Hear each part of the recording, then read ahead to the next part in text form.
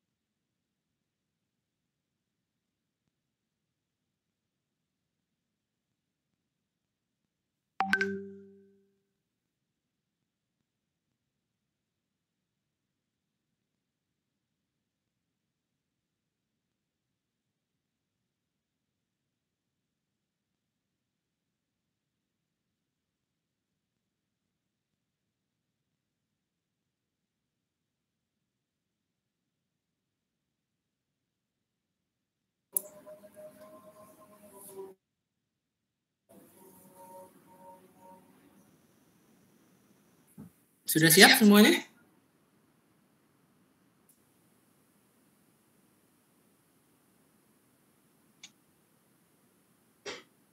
Oke, tolong di-prepare siap-siap. Masuk pada pengenalan pada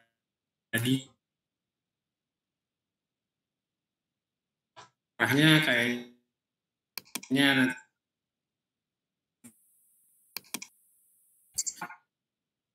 pemahamannya kalian atau teknis kalian di dalam bagi dia atau CID kalau tidak salah ya. Terus dari konsentrasi kalian CID dan CNS, nanti ketika kalian tugas akhir skripsi sama akan membangun sebuah sistem. Yang membedakan hanyalah lebih kepada metodologinya yang akan kalian ambil. Bukan dalam artian yang CNS itu harus mengambil proyek atau subjek tugas besar penelitiannya di bidang network.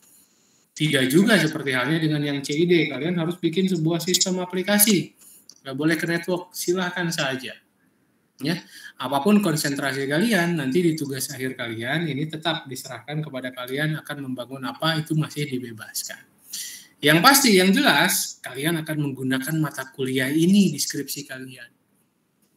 Yang akan kita pelajari semua dari awal semester sampai semester, ini adalah isi dari bab 3 skripsi kalian. Termasuk dari sebagian bab 1 skripsi kalian. Kenapa? Karena pola pikir orientasi objek dan notasi UML adalah aturan yang disepakati STTB di dalam menyusun skripsi.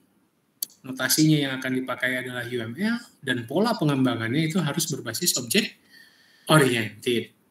Nah, di awal siklus hidup pengembangan sebuah sistem itu selalu memiliki komponen survei, analis, desain, implementasi, dan juga rencana pemeliharaannya nanti akan seperti apa. Sama, semua hal ini juga harus kita lakukan ketika kita mau mengimplementasikan object-oriented analysis and design. Ya, jadi sinkroni. Harapan saya seperti yang saya sampaikan di sesi pertama, jangan sampai ada yang bolong mata kuliah ini. Karena mata kuliah ini sambung menyambung dari awal sampai akhir. Kalau nanti ada yang bolong, khawatirnya kalian salah untuk memahaminya. Terlebih lagi pada saat sesi use case diagram. Ya, use case diagram adalah diagram yang sangat penting di dalam penggambaran object-oriented modeling. Kalau use case diagramnya salah, skripsi kalian nggak akan diperiksa diagram yang lainnya. Kenapa? Udah pasti salah. Nah, saking pentingnya use case diagram. Ya, jadi harapan saya semua bisa menggambarkan use case diagram dengan baik nantinya. Oke, lanjutkan terlebih dahulu. Konsep pemodelan, ya ini juga perlu kalian pahami, kita tidak ada kaitannya dengan bahasa pemrograman apapun. Nanti kalian ngodingnya mau menggunakan PHP, mau menggunakan istilahnya Java, Python, yang lain sebagainya, bahasa pemrograman apapun, itu silahkan saja. Yang penting bahasa pemrograman yang kalian gunakan itu support object oriented. Dan rata-rata sekarang semua bahasa pemrograman yang kalian pelajari ini sudah support object oriented. Ya. Nah, di sini juga manfaat yang lain adalah dengan model atau notasi UML ini kita bisa menggambarkan media spesifikasi dari user requirement kita, bisa menggambarkan tahapan analisa kebutuhan fungsional maupun kebutuhan non-fungsional, bisa menggambarkan dokumentasi dan interface, bahkan bisa digunakan sebagai tools untuk membantu di mana programmer yang akan menerjemahkannya, di mana seorang sistem analis menjelaskan kepada programmer seperti apa sistem yang ingin dibangun. Nah, kita menggunakan notasi UML ini. Oke, sejarahnya. Oke, nah fokus utama metodologi ini pada objek. Nah, untungnya kalian sudah belajar OOP kan ya? Jadi saya tidak perlu menjelaskan lagi kelas dan objek, atau masih perlu? Masih perlu nggak? Ya, kalau masih perlu kita coba nanti singgung-singgung dikit untuk merefresh ingatan kalian. Nah, yang terpenting sekarang, PR pertamanya silakan kalian catat. kalian harus sudah memahami tentang SDLC, System Development Life Cycle. SDLC itu banyak. Coba kita browsing dulu sesaat.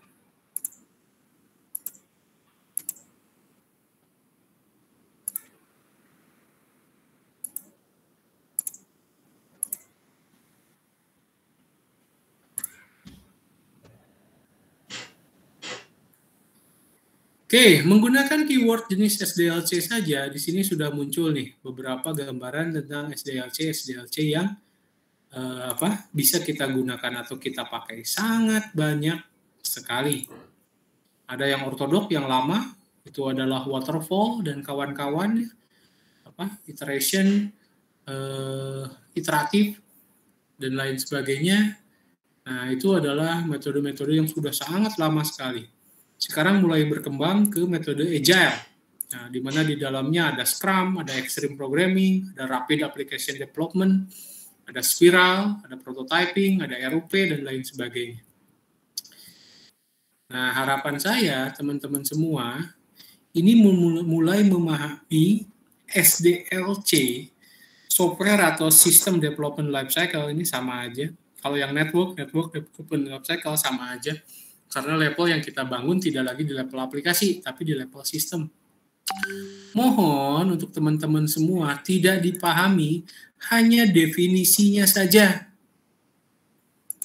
Ini nih kesalahan terbesar yang biasanya dilakukan oleh mahasiswa STTB. Kalian memahami SDLC itu hanya dari definisinya saja. Tidak kalian cari tahu apa itu kelebihannya, apa itu kekurangannya, dan kapan harus pakai SDLC itu. Saya tidak mau lagi ada dari mahasiswa di sidang akhir ketika ditanya, kenapa kamu pakai SDLC ini? Jawabannya adalah, saya mengertinya SDLC ini, Pak. Loh, nentuin SDLC itu nggak kayak gitu. Banyak faktor yang menentukan kalian harus memilih SDLC yang mana. Pertama, tentunya ada keterbatasan waktu. Kalau waktunya panjang, yang cocok SDLC mana saja. Kalau waktunya pendek, yang cocok SDLC mana saja. Itu ada ketentuannya. Yang kedua, sumber daya. Kalau yang ngerjainnya sendirian, yang cocok SDLC yang mana? Kalau yang ngerjainnya berkelompok, yang cocok SDLC yang mana? Itu ada juga. Yang ketiga, keterlibatan stakeholder. Kalau kalian banyak diskusi dengan perusahaan atau dengan objek studi yang minta dibangunkan sistem, ini yang cocok yang mana? Kalau susah dihubungi atau kalian banyak kerja mandiri, ini yang cocok yang mana? Keempat, faktor biaya, itu juga ada.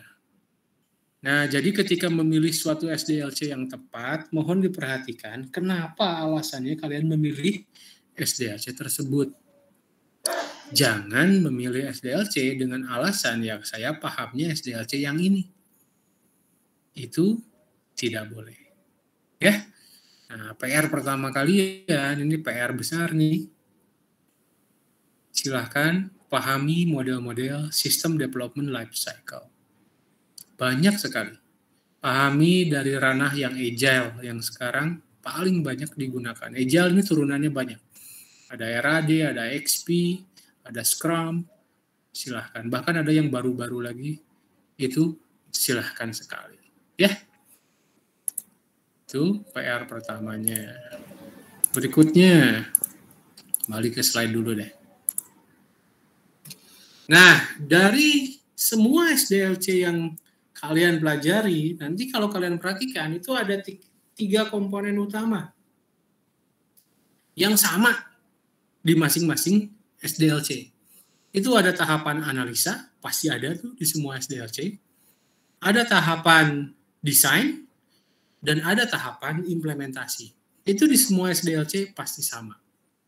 Nah, namun komponen-komponennya, sub-subnya, itu berbeda-beda. Nah, analisa. Kenapa tahapan analisa menjadi tahapan yang penting? Nanti ketika kalian mengerjakan tugas besar, ketika kalian mengerjakan skripsi kalian, itu tidak boleh kalian berangkat dari ingin membangun sistem apa. Itu tidak boleh dan tidak bisa. Nggak akan bisa. Kalau kalian berangkatnya, Pak saya pengen bikin ini, bisa nggak jadi skripsi? Itu nggak akan bisa. Kalian harus berangkat dari masalah yang kalian analisa. Tentukan, kalian objek studinya mau di mana? Di tempat A misalnya. Setelah itu, kalian lakukan tahapan analisa. Di tempat A, sistem yang sedang berjalannya kayak gimana? Di sistem yang sedang berjalan sekarang ini terdapat masalah apa? Dan perlu kalian pahami, yang namanya sistem itu tidak selalu menggunakan komputer ya. Bahkan tubuh kalian sebagai seorang manusia itu merupakan sebuah sistem. Betul nggak? Betul nggak? Betul, Pak. Coba, ada sistem apa aja atau sub-subsistem apa aja di tubuh kita? Pernapasan. Ada sistem pernapasan. Terus? Pencernaan. Penglihatan, peredaran darah, sistem syaraf, dan yang lain-lainnya. Nah, kalau kalian kembalikan ke definisi sebuah sistem, sistem adalah kumpulan dari sub-subsistem yang bekerja sama secara harmonis untuk mencapai tujuan tertentu. Baik itu di kehidupan sehari-hari, baik itu di perusahaan, baik itu dari program yang terkomputerisasi, itu definisinya tetap sama. Nah, jadi kalau kalian tanya, Pak, tapi kan di sana belum menggunakan komputer, Pak, sistemnya. Ya nggak apa-apa, nggak menggunakan komputer itu bukan dalam arti tidak memiliki sistem. Saya datang nanti objek studinya adalah sekolah. Pak, di sekolahnya belum terkomputerisasi. Ya nggak apa-apa, kalian analisa sistem yang berjalan di sana. Penerimaan siswanya kadernya kayak gimana? Pembayaran siswanya kayak gimana? Penggunaan labnya kayak gimana? Nah, itu ada pasti sistem yang berjalan, meskipun belum terkomputerisasi. Nah, dari tempat objek studi kalian, nanti kalian analisa, dari yang sedang berjalan sekarang itu ada masalah apa? Silahkan kalian wawancara narasumbernya. Kira-kira di sini ada kendala apa ya? Kalau narasumbernya sudah istilahnya menyampaikan ada A, ada B, ada C, nah kalian berangkatlah dari situ. Kalau narasumbernya, aduh, saya belum paham ya kendala yang terbesarnya ada di mana, silahkan kalian lakukan tahapan yang namanya observasi. Kalian lihat di sana, kayak gimana sih berjalannya. Lalu kalian analisa sendiri, oh ini caranya kurang tepat nih. Harusnya prosesnya bisa lebih sederhana lagi, kayak gini, kayak gini, kayak gini. Aduh, kalau pakai aplikasi komputer bakal lebih mudah lagi, kayak gini, kayak gini, kayak gini. Nah, itu yang namanya temuan. Temuan-temuan tadi kalian nanti akan rumuskan dalam suatu rumusan masalah. Hasil wawancara tadi kalian akan rumuskan dalam bentuk latar belakang. Nah, dari latar belakang dan rumusan masalah ini, nanti kalian akan punya yang namanya tujuan. Tujuan kalian adalah memberikan solusi terhadap masalah. Nah, kalau udah tahu solusinya apa, kita akan bangun sistemnya. Kita akan rancang sistemnya menggunakan OOAD, mata kuliah ini. Makanya berulang kali saya bilang, kalau bisa jangan sampai bolos ya mata kuliah ini. Karena ini akan kepake sampai kalian semester 8. Dan ini mata kuliah yang cukup. Kalian akan kesulitan memahami hanya dari membaca slide. Pasti kalian perlu bertanya, perlu diskusi, dan perlu benar-benar mendengarkan apa yang saya sampaikan. Penting banget. Ya. Tahapan yang pertama adalah analisa. Di sini kita mendapatkan apa-apa saja yang menjadi user requirement atau kebutuhan dari pengguna. Karena ada problem ini, berarti kita harus berikan solusi ini. Karena ada problem ini, berarti kita harus berikan solusi ini. Itu di tahapan analisa. Tahapan yang kedua, desain. Nah, kalau tahapan desain ini, tadi dari sub-subsistem yang dibutuhkan, nah ini kalian bangun, kalian organisasikan. berdasarkan hasil analisa dan juga kebutuhan infrastrukturnya atau arsitekturnya. Nah, kita menggambarkannya sekarang fokus terhadap objek. Nah, sekarang saya ingin tanya dulu ke kelas ini. Apa sih bedanya antara kelas dengan objek?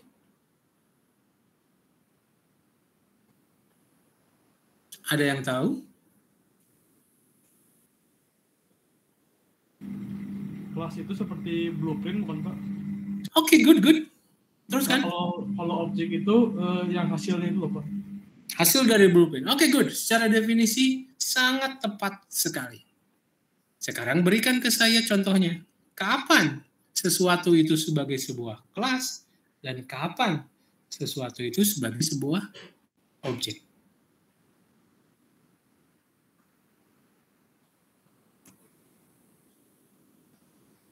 Oke, saya tanya deh. Kalau mobil, kelas atau objek? Objek, Pak. Objek, Pak. Yakin objek. Kenapa mobil itu adalah sebuah objek?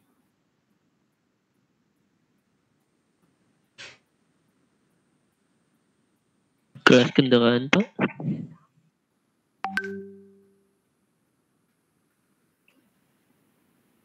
Kelas kendaraan. Mungkin Kelasnya adalah kendaraan. Objeknya adalah mobil, gitu. Betul? mobil kelas, Pak. Mobil kelas. Oke, kenapa mobil kelas? Karena punya sifat dan perilaku gitu secara umum, Pak. Oke. Objeknya apa dari sebuah mobil? Objeknya misalkan mobil Honda gitu. Emang kalau mobil Honda nggak umum? Nggak banyak? Enggak, Pak. Jadi lebih spesifik. Misalkan Honda Brio gitu dengan bentuk kayak gitu, kecepatan segala macam. Yakin Honda Brio itu sudah jadi objek?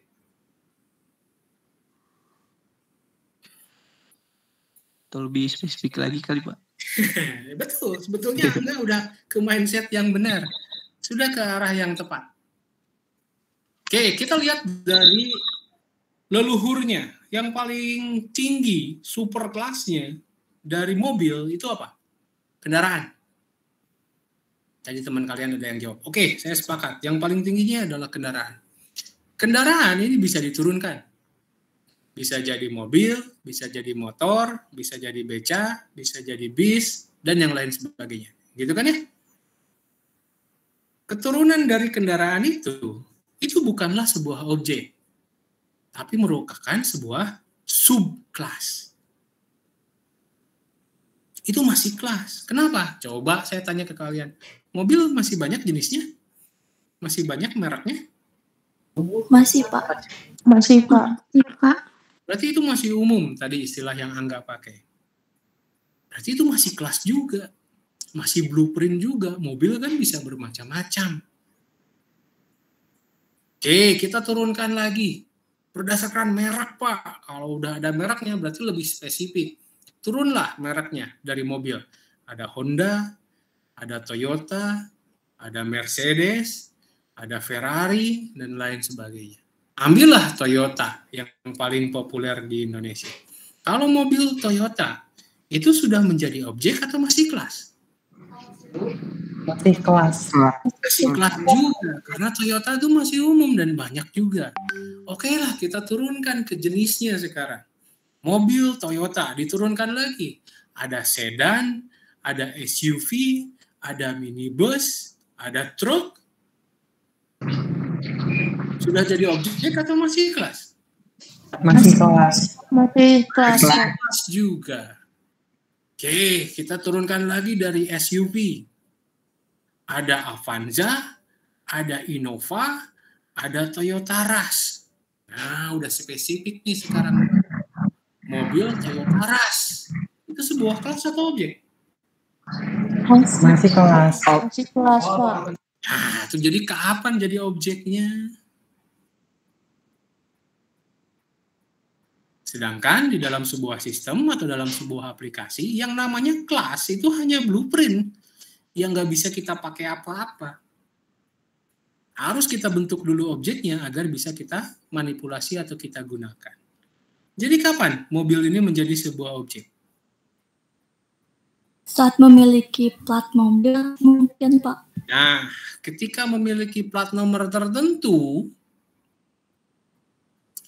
mobil Toyota Rush dengan plat nomor D1234 AHF.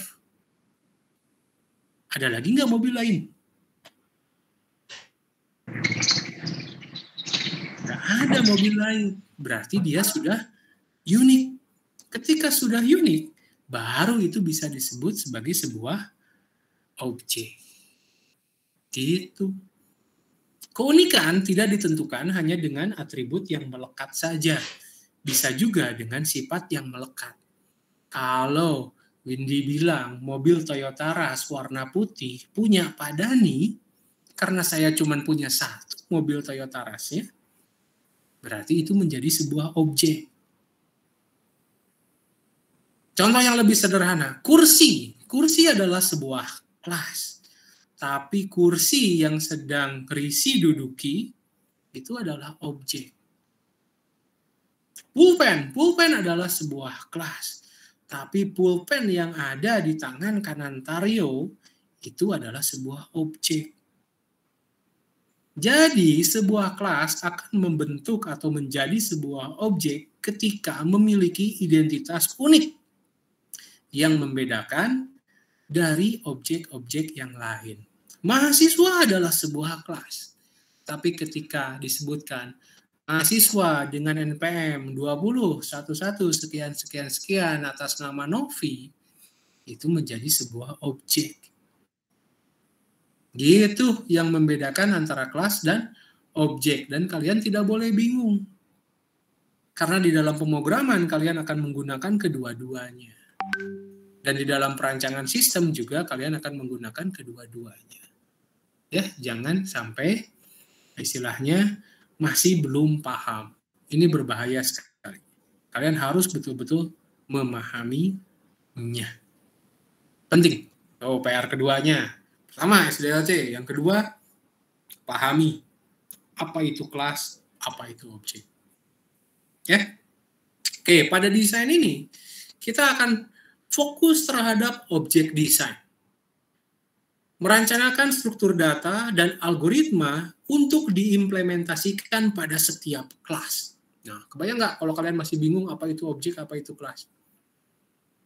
Objek domain aplikasi dan objek domain komputer dijelaskan dengan menggunakan konsep dan notasi berorientasi objek yang sama. Yang kita sepakati adalah UML.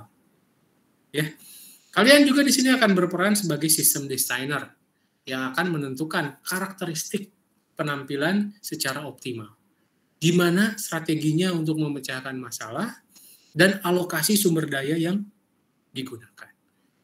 Nah, ini kalian akan berperan sebagai seorang sistem designer. Oke, kalian sempat kalau tidak salah mata kuliah algoritma, tapi algoritma 2 ya yang sudah jiwa ya dengan saya ya. Kalau algoritma 1, kalian pakai bahasa pemrograman apa dulu? Java juga nggak? C++, Pak. Pakai C++. C++-nya udah pakai objek oriented-nya atau enggak? Atau masih standar, terstruktur ya? Masih, iya, terstruktur.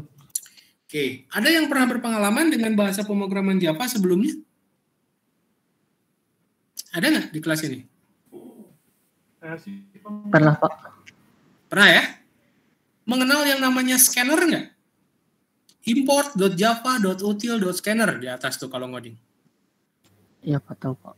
Pernah pakai kan ya? Nah, perintah import itu mengimport suatu kelas. Kelasnya adalah scanner. Scanner bisa langsung dipakai nggak, Arsya? Tidak, Pak, harus ada yang dipakainya itu nanti fungsi-fungsinya itu, Pak. Yang dalam Betul, kelas. harus ada proses yang namanya instansiasi kan? Nah, di bawahnya nanti codingnya ada scanner. Misalnya variabelnya input sama dengan scanner.in bla bla bla bla bla bla bla bla bla. Nanti yang akan dipakai untuk menampung data adalah perintah inputnya kan? input.next integer, input.next line, input.next apa. Nah, sebagai sebuah kelas, itu masih belum bisa difungsikan. Harus dibentuk objeknya. Nah, proses merubah kelas menjadi sebuah objek, ini namanya instansiasi. Gitu. Kalau OP-nya belajar, OP-nya pakai Java nggak kalian sekarang? OP1 pakai apa? Iya Pak, Java sama Python. Java dan Python. Oke, good. Di OP1 mungkin nanti kalian akan sering mendapatkan coding dengan tulisan this. This titik-titik apa? This titik-titik apa? Ini titik-titik apa? Ini titik-titik apa? Nah, ini this ini digunakan sebagai penunjuk. Penunjuk ini menyatakan pembentuk sebuah objek dari kelas juga. Itu tandanya object oriented programming. Ya. Jadi kalian harus mulai pahami juga. Terakhir, yang paling umum dari tahapan DLC adalah implementasi. Kelas, objek, relasinya, nanti asosiasinya, ini akan kita gambarkan atau kita translatekan ke dalam bahasa pemrograman. Nah, karena di sini kalian anak informatika, selain sebagai sistem designer, kalian juga harus bisa menjadi seorang programmer. Meskipun, ingat, di mata kuliah ini tidak ada ngoding. Kalian hanya merancang saja. Oke, berikutnya karakteristik OO. Wah, kalau ini kayaknya di OOP udah jelasin ya.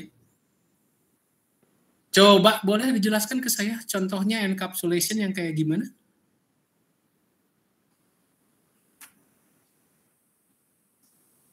Ya. OP1 semester kemarin, OP2 sekarang. Jangan sampai lupa nih karakteristiknya. Sebentar, saya AFK dulu sesaat ya.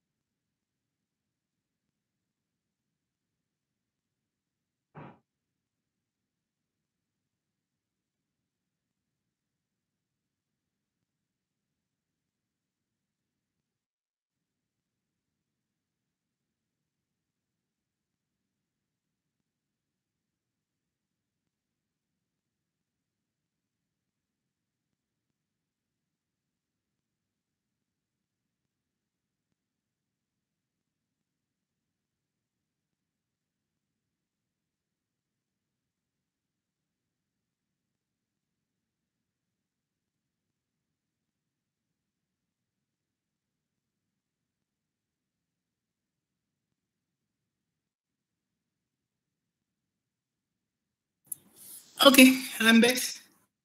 Gimana? Enkapsulasi yang kayak gimana? Yang getter setter bukan, Pak? Getter setter bukan enkapsulasi kalau untuk getter setter. Yang kayak gimana enkapsulasi? Pembungkusan. Mungkinnya pakai public, private, sama protect, Pak. Betul sekali. Access modifier. Nah, ini yang perlu kalian perhatikan. Banyak yang tahu, banyak yang paham. Suatu kelas sifatnya bisa public, bisa private, bisa protected. Tapi giliran dikasih tugas, ngoding mah anggar wae public KB. Benar apa benar? Nah, tolong kalian di OOP2 ya, harapan saya. Dosennya siapa OOP2? Bu Irma. Bu Irma ya? Wah, Bu Irma mah bager pisan teman. Ya, tolong kalian jangan lupa mengimplementasikan karakteristik-karakteristik yang ada pada object oriented. Encapsulation-nya, berarti access modifier-nya diperhatikan, inheritance-nya, ya, jangan sampai lupa polymorphism kalau ada. Dan yang terakhir adalah abstraction. Ya, enkapsulasi ini membungkus atau mengamankan. Nah, jadi tolong kalian batasi. Tidak boleh ada function dan prosedur yang bisa mengakses ke dalam data yang sedang diproses oleh kelas tertentu.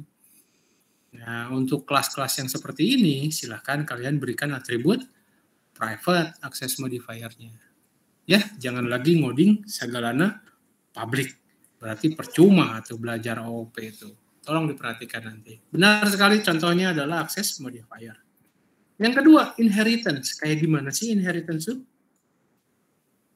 Ya.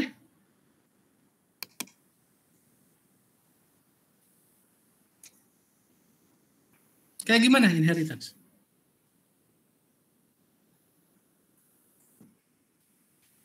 Pewarisan. Kayak extend kan Pak? Extend bukan juga kalau iya betul. Kalau di syntax kita menggunakan extend, betul sekali itu. Kalau extend di use case berbeda dengan extend di syntax. Betul Mak. Cuman kenapa kita extend-kan tuh? Buat ngewarisin sifat. Betul, buat ngewarisin sifat. Karena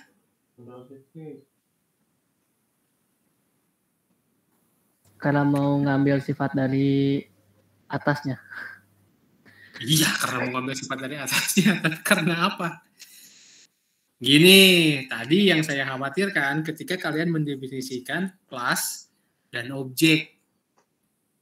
Kalian masih mendefinisikan setiap kelas diturunkan terhadap objek. Nah, kalian fokusnya masih di sana. Padahal belum tentu. Tadi seperti halnya kendaraan. Ketika kendaraan diturunkan menjadi mobil, itu terjadi sifat inheritance. Ketika suatu kelas diturunkan menjadi subkelas, subkelasnya pasti memiliki sifat yang sama dengan parent kelasnya. Ya, kalau kita bilang mobil itu memiliki warna, memiliki roda, memiliki pintu, memiliki mesin, memiliki setir, memiliki knalpot, itu atribut-atribut yang melekat pada mobil. Kalau mobil itu metodenya bisa maju, bisa mundur, bisa belok. Satu lagi bisa apa?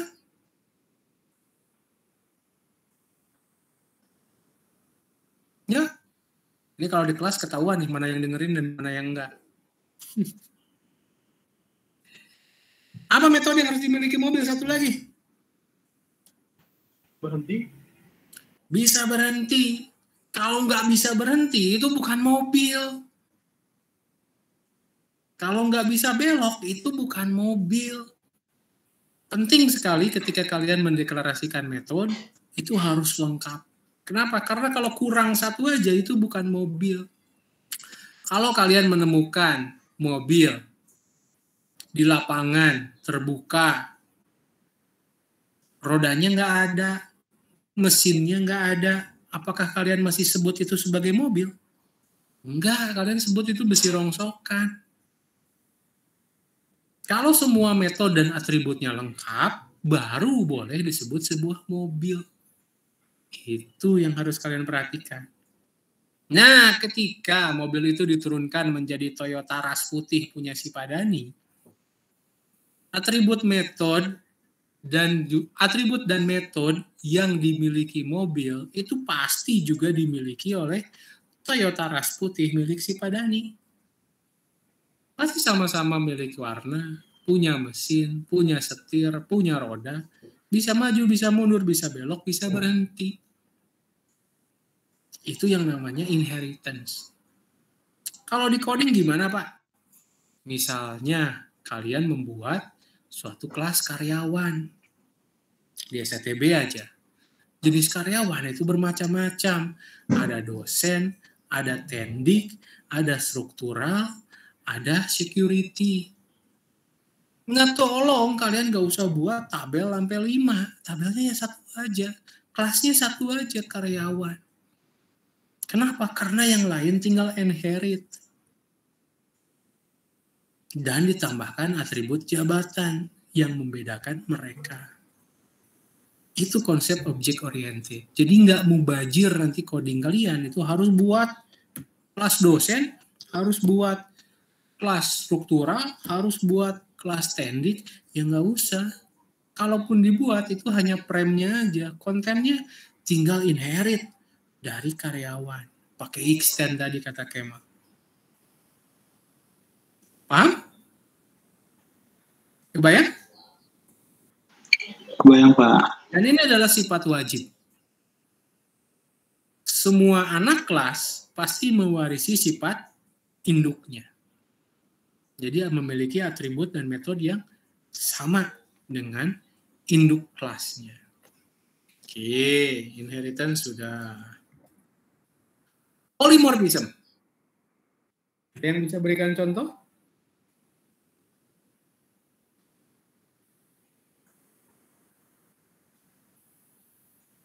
Ya? Ada nggak yang bisa berikan contoh? Operasinya sama, tapi ternyata eksekusinya berbeda.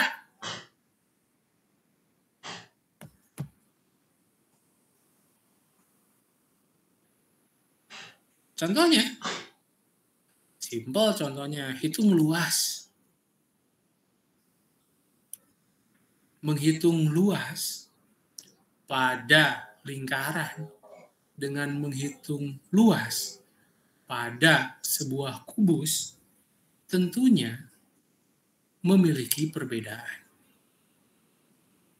Padahal operasinya sama tuh, hitung luas. Itu yang disebut dengan polimorf. Operasinya sama, namun memiliki perbedaan dalam kelas yang berbeda. Oke? Akhir, abstraction. Abstraksi adalah menyederhanakan. Ini yang saya ulang kali sampaikan dari awal pertemuan. Kita akan mencoba menyederhanakan sesuatu yang kompleks menjadi lebih simple. Kalian lihat objek atau kelas yang kita sebut tadi sebagai sebuah mobil. Tanpa harus kalian pahami ada jutaan kabel di dalamnya, ada ribuan komponen elektronik, ada sistem mekanik, ada sistem kendali, ada sistem kemudi, ada sistem pengereman, ada sistem pembakaran, dan yang lain sebagainya. Yang kita tahu itu adalah mobil. Sudah. Kalaupun mau dipecah-pecah, itu enggak ke komponen-komponen elektronik, ke bannya, ke joknya, ke setirnya, ke spionnya, karburator, mesin, EFI, knalpot, tidak akan kita breakdown sekecil, serumit itu. Kalaupun mau kita breakdown ke dalam sub-subsistem. Seperti tadi, manusia. Kalau kalian mau breakdown manusia, itu menjadi sistem pencernaan, sistem pernapasan, sistem penglihatan, sistem peredaran darah, dan yang lain sebagainya. Tidak akan kalian breakdown sampai ke jantung, hati, paru-paru, pembuluh darah, neuron saraf, frontal otak, dan yang lain sebagainya. Tidak akan ke sedetail itu. Karena kita sederhanakan. Itu kata kuncinya. Kita implementasikan yang namanya abstraction. Nah, ini juga harus terjadi di perancangan sistem kalian. Suatu sistem yang kompleks, ya tidak perlu kalian jelaskan juga. Nanti database-nya harus bisa nambah data, harus bisa hapus data, harus bisa edit data. Crude, itu detail tidak perlu dijelaskan. Kita udah simplify. Kalau ada kaitannya dengan database, pasti bisa melakukan create, read, update, delete. Itu nggak perlu dijelaskan. Itu ada di konteks abstraction. Nah, oleh karena itu hati-hati kalian. Jangan memilih nanti merancang sebuah sistem yang terlalu sederhana, akan membingungkan diri sendiri. Oke, karakteristik objek ini akan dijelaskan di slide berikutnya. Oke, kita masuk saja ke slide berikutnya.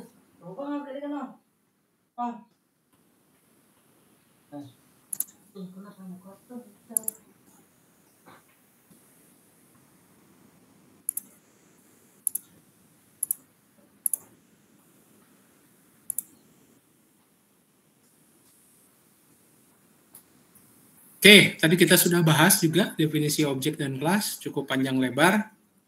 Nah, ini hanya tambahan aja. Silahkan kalian baca-baca lagi objek dan kelas. Objek dan kelas, hati-hati di sini ada jebakan orang, perusahaan, bintang, proses adalah objek, saya sebutkan. Sebetulnya ini adalah sebuah kelas. Nah, jangan sampai kalian terjebak, ya. Nah, definisi itu di bawah ada. Tadi ada yang temannya sampaikan. Kelas merupakan wadah bagi objek, betul? Betul. Kelas adalah merupakan blueprint dari sebuah objek, betul? Betul. Kelas adalah kumpulan dari objek-objek yang memiliki sifat, atribut, dan juga operasi yang serupa, betul? Betul juga. Objek adalah hasil instansiasi dari kelas, betul? Betul. Objek adalah representatif dari sebuah kelas, betul? Betul. Objek mewakili fakta atau keterangan dari sebuah kelas. Betul? Betul juga. Nah, mohon kalian jangan sampai bingung dengan istilah. Semua definisi yang disampaikan tadi benar. Yang paling penting adalah kalian paham. Itu intinya. Hati-hati juga dengan penamaan. Oke. Ada yang menyebutkan perilaku, behavior, sifat, metode. Itu hal yang sama. Ada yang menyebutkan properti, atribut, nilai. Itu hal yang sama juga. Jadi jangan bingung. Ada yang menyebutkan instan, objek instan. Ada yang menyebutkan objek kelas. Nah, objek instan itu adalah objek. Objek kelas itu adalah kelas. Biar nggak bingung, makanya saya sederhanakan jadi objek dan kelas. Nama panjangnya adalah objek instan dan objek kelas. Ya, jangan sampai bingung. Mohon diingat. Atribut adalah data atau item yang menegaskan objek. Operasi adalah fungsi di dalam kelas yang dikombinasikan ke dalam bentuk tingkah laku kelas. Metode ini pelaksanaan prosedur. Jadi kalau operasi mah function, kalau metode mah prosedur. Itu aja yang membedakan. Diagram, nah ini mulai kalian sudah mengumpulkan juga. Ada berapa? 13 diagram, betul? UML2? Tugas kemarin? Betul ya, Devitri ya? Iya, Nah, Pak. yang membedakan diagram kelas dengan diagram objek hanya ada di bagian identitasnya. Kalau diagram kelas cukup menyebutkan nama kelas, atribut, dan metode. Kalau di diagram objek itu ditambahkan nama objeknya. Kalau di nama kelas tadi misalnya mobil, kalau di namanya diagram objek tadi mobil Toyota Rush putih milik Pak Dani. Jadi dilengkapi saja di identitasnya. Namun jarang digunakan. Yang paling sering kita gunakan diagram kelas. Nah, struktur hierarki juga yang general atau super kelasnya ini akan ada selalu di atas. Dan turunannya itu adalah spesialisasi. Sama tadi, di atasnya kendaraan, di bawahnya ada roda 2, roda 4. Roda 4 dibagi lagi ada mobil sedan, mobil minibus, dan SUV. Dari sedan nanti akan dibagi-bagi lagi, dan seterusnya. Ya, ini generalisasi dan spesialisasi. UML sekarang. Tampaknya mulai ngebul nih otaknya. UML adalah bahasa Unified Modeling yang standar disepakati bersama untuk menggambarkan Object Oriented Paradigm Modeling. Nah, jadi ini sudah disepakati bersama nih, gambar use case diagram di seluruh dunia pasti sama. Activity diagram juga pasti sama. Seperti halnya keyboard kalian di seluruh dunia pasti sama. QWERTY kan ya? Nah, sekarang intermezzo dulu. Ada yang tahu alasannya kenapa keyboard kalian itu dituliskan QWERTY? Kenapa nggak ABCD aja sampai Z? Kenapa mesti QWERTY sih? Ada yang tahu?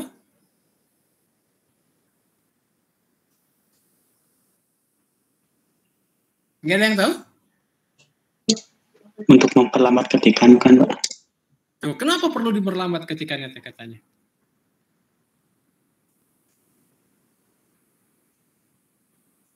Kenapa mesti dilambatin? Biar nggak tipu mungkin, Pak. Bukan biar nggak tipu, kasih. Dulu alat pertama yang menggunakan keyboard itu adalah mesin tik. Dan mesin tik itu keyboardnya A, B, C, D, F berurutan sampai dengan Z. Otak manusia ketika melihat sesuatu yang berurutan itu akan lebih mudah mengingatnya. Sehingga operator yang menggunakan mesin tik itu dapat mengetik dengan sangat cepat. Nah, saking cepatnya ketikan BPM yang dilakukan oleh si operator itu, tongkat-tongkat pemukul pita tinta ke kertas di mesin tik kusut atau beradu. Sehingga seringkali mesin tiknya menjadi macet. Ya, saya nggak tahu di antara kalian ada yang pernah megang mesin tik atau enggak. Kalau mesin tik itu tombolnya kita tekan dalam rentang waktu yang berdekatan, itu parebut paheula-heula. Jadi aja nabrak, jadi aja macet. Oleh karena itu, susunan keyboard dirubahlah secara acak menjadi QWERTY. Tujuannya adalah untuk nyusahin. Jadi bukan untuk mempermudah kita. Tujuannya adalah untuk menyulitkan kita sehingga mengetik lebih lambat. Nah, meskipun sekarang mesin tik udah musnah, tapi tidak mungkin rasanya kita kembali ke keyboard ABCD. Karena sudah menjadi standar dan diakui seluruh dunia. Begitupun halnya dengan UML ini. Ini adalah bahasa modeling yang sudah distandarkan dan diakui dunia. Diagram-diagramnya sesuai dengan tugas yang sudah dikumpulkan kalian. Yang pertama ada diagram use case. Ini UML-nya masih 9 diagram. Ini slide-nya untuk UML versi 1. Ya, kalian sudah berkembang menjadi 13 diagram. Diagram use case ini menggambarkan user requirement atau fungsionalitas dari sistem. Apa-apa saja yang harus ada di sistem yang kalian bangun. Nah, contohnya, ini use case yang sederhana. Ada yang namanya use case utama atau main case. Ada yang namanya additional case atau use case tambahan. Nah, yang bisa memiliki use case tambahan ini hanyalah use case utama atau main case. Jadi use case tambahan ini nggak boleh punya anak lagi, nggak boleh punya extend atau include lagi. Hanya main case-nya saja yang boleh. Nah, jadi tolong itu menjadi aturan yang diperhatikan. Lebih jelasnya nanti di sesi khusus pembahasan use case. Yang berikutnya ada kelas diagram. Kelas diagram susunannya ada identitas, ada atribut, ada metode. Nah, kalau kalian perhatikan di sini menggunakan simbol plus. Betul? Simbol plus itu bukan bulat, bukan menyatakan urutan. Simbol plus di sini menyatakan akses modifier. Kalau simbolnya plus seperti ini, berarti sifat dari atributnya adalah public. Kalau simbolnya menggunakan minus, berarti itu adalah private. Nah, tolong kalian pahami. Jadi jangan sembarangan lagi menggunakan plus atau minus untuk atribut dan metode dalam sebuah kelas.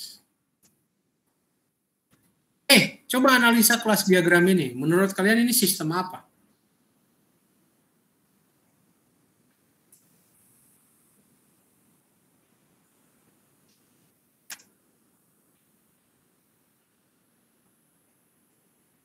Ya?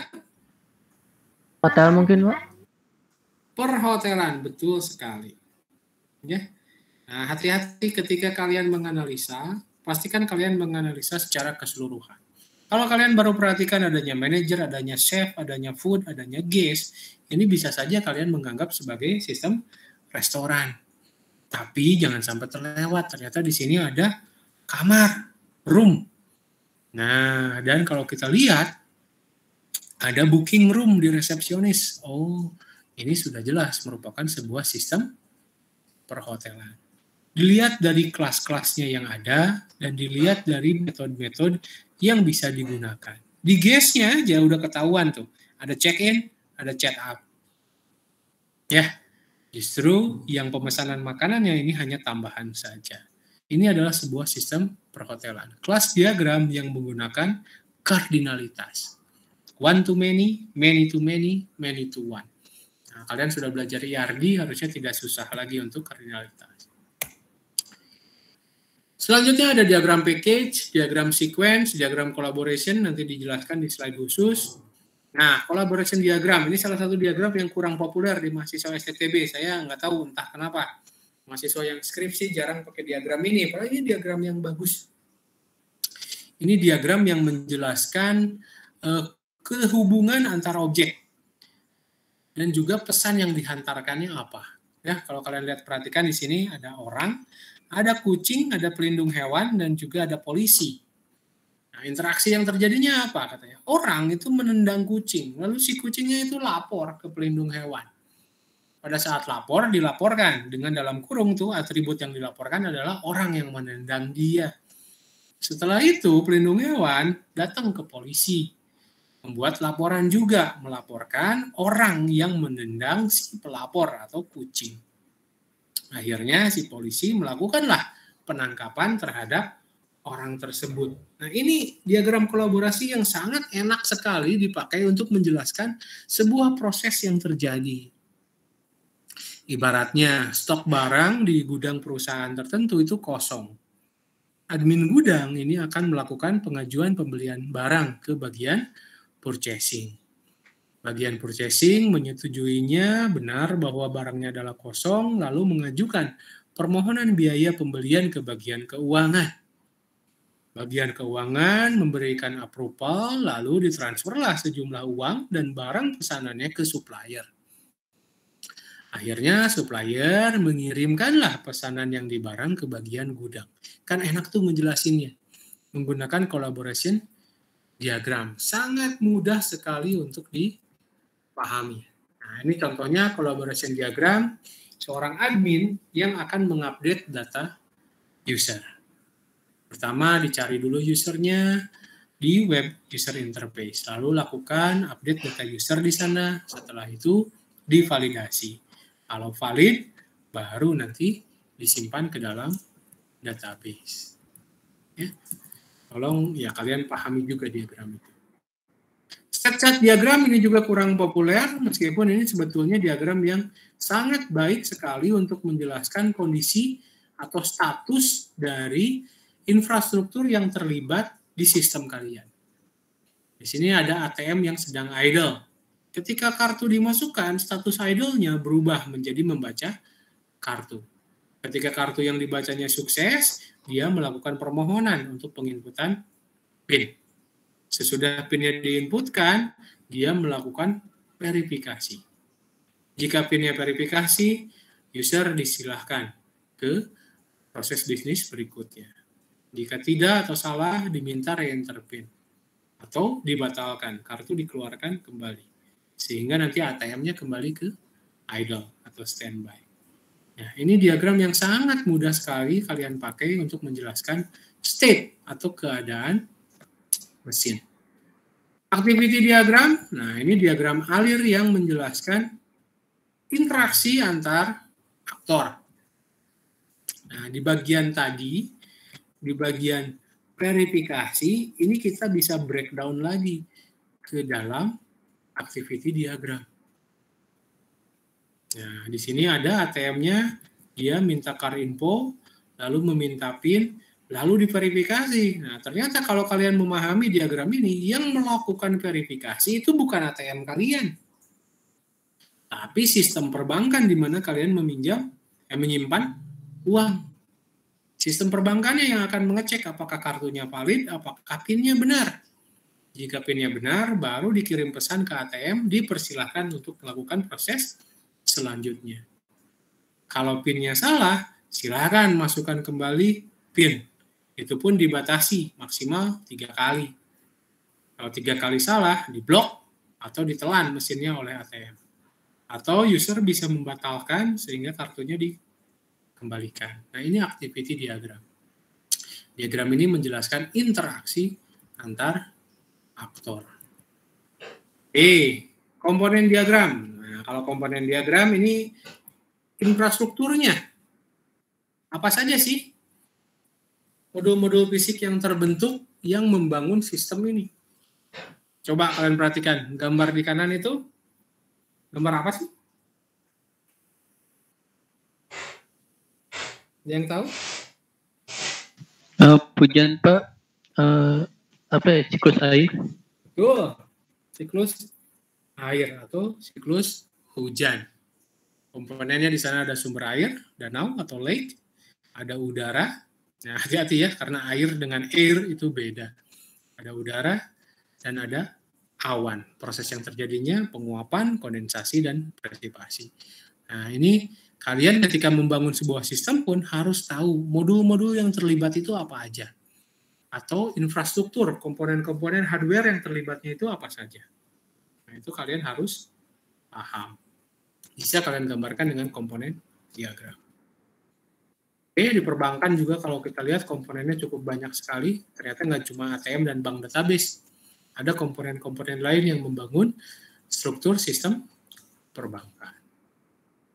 Deployment diagram ini menggambarkan bagaimana nanti sistem kalian di-deploy. Nah, kalau membangunnya lewat web, minimal 3 komponen ini pasti ada kan ya? Ada browsernya, sebagai artefak yang kalian pakai untuk mengakses si website-nya yang tersimpan di web server, dan juga ada database server, tempat menyimpan datanya. Nah, ini bisa kalian gambarkan atau menjelaskan menggunakan deployment diagram. Oke, segitu diagram yang dijelaskan. Nanti lebih detailnya per sesi akan kita bahas satu-satu atau masing-masing dari diagram yang ada. Sampai sini, ada yang ingin ditanyakan?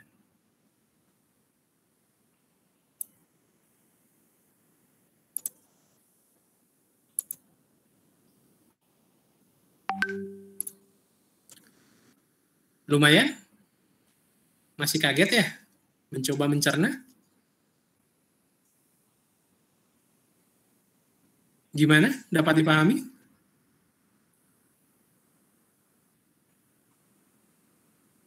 Jangan kaget. Yang saya sampaikan barusan itu hanya general. Secara umum dari sesi 1 sampai dengan sesi 16 kita mau belajar apa. Jadi terlihat sangat banyak dan sangat kompleks. Nah, mulai sesi berikutnya kita akan pecah satu-satu secara perlahan. Ya. Ada yang ingin tanyakan?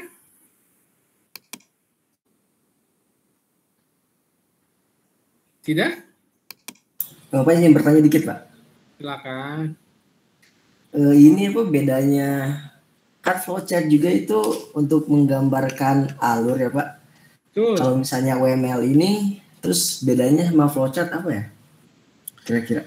Flowchart jelas-jelas dari definisinya flow, menggambarkan aliran sebuah data.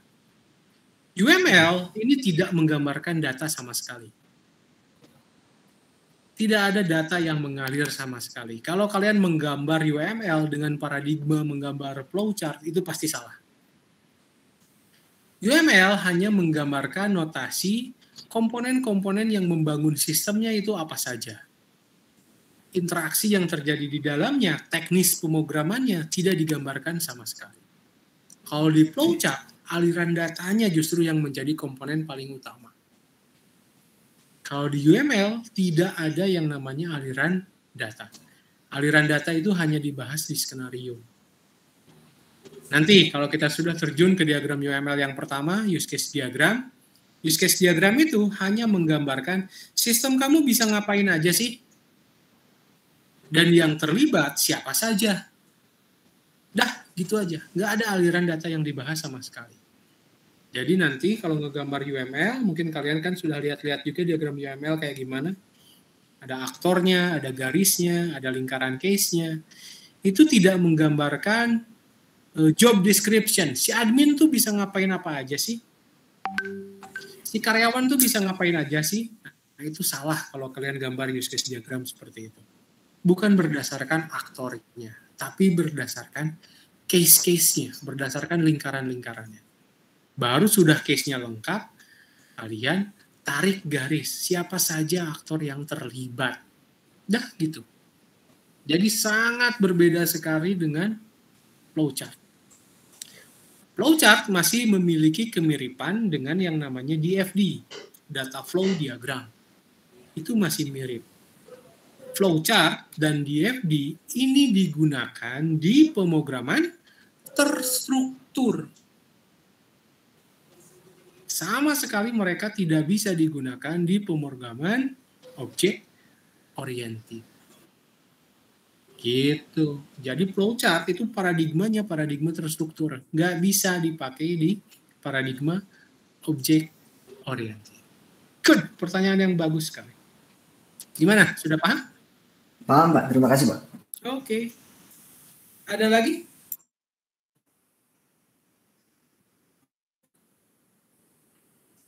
Oke, jika tidak ada lagi yang ditanyakan, saya sekarang akan menjelaskan tugasnya.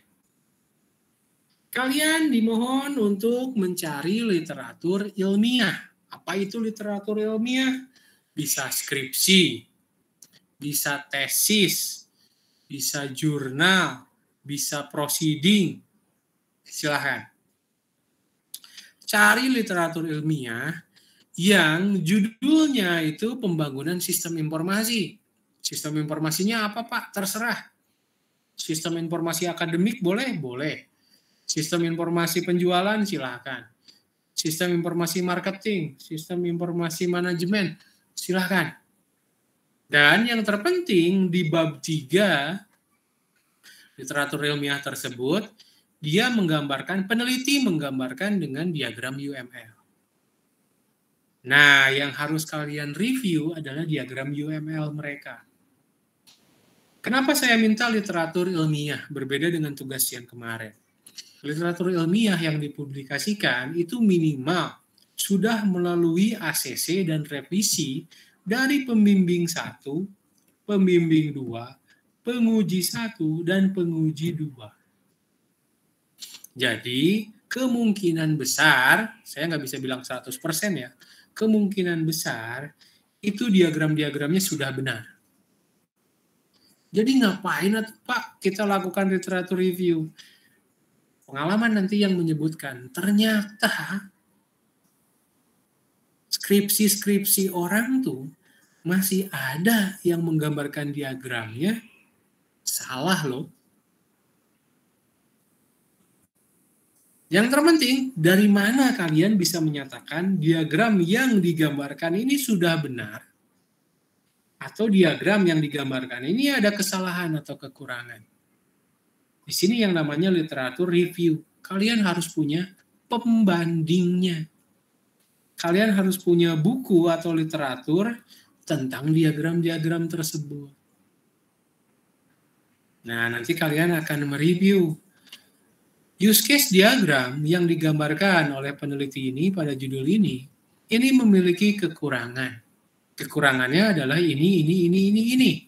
Seperti yang disampaikan oleh A di bukunya bla bla bla bla bla bla. Activity diagram pada gambar di atas ini sudah tepat dan sesuai. Memenuhi komponen swim lane, activity, aktor yang terlibat atau partisipan, starting, dan end. Seperti yang disampaikan A di bukunya ini. Itu yang namanya literatur review. Jadi kalian membandingkan antara pekerjaan seseorang dengan literatur yang kalian miliki. Ada pertanyaan?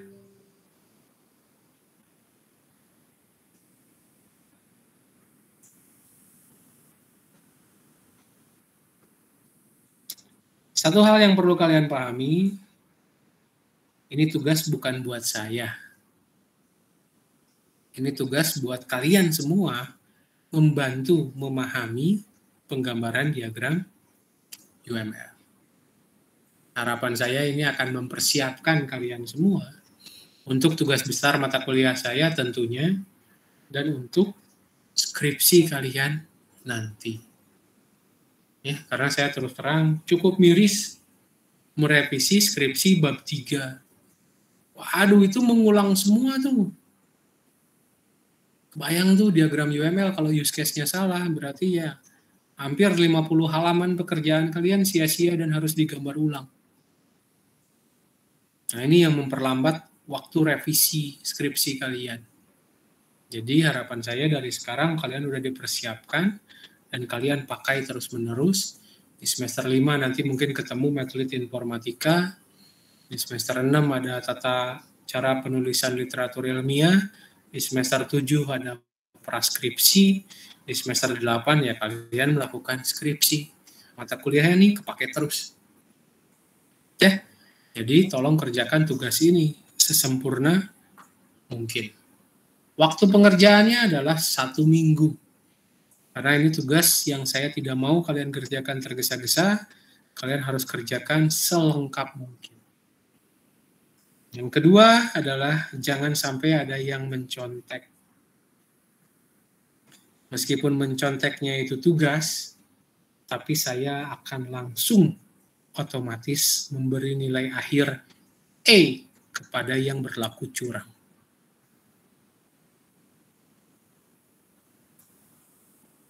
Sampai sini, ada yang ingin tanyakan?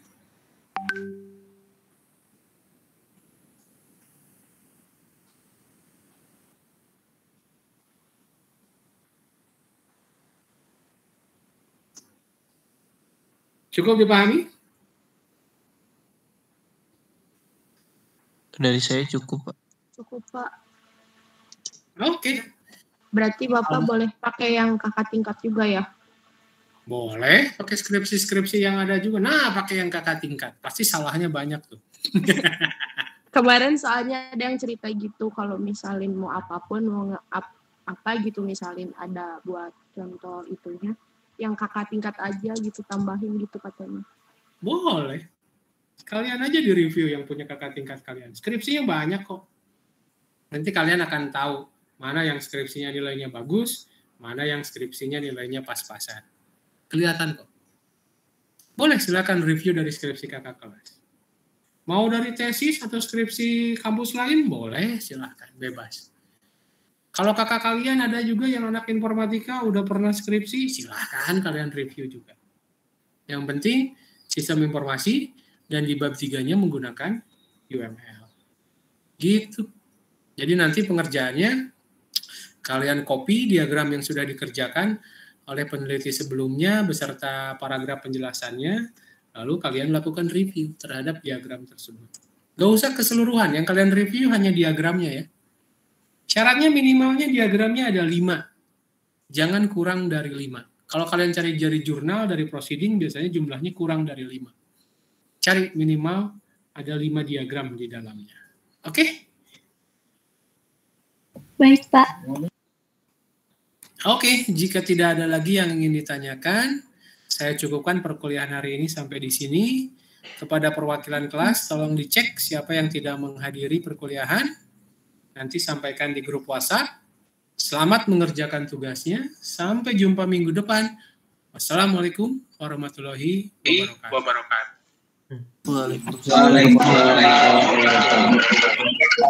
Terima kasih, Pak.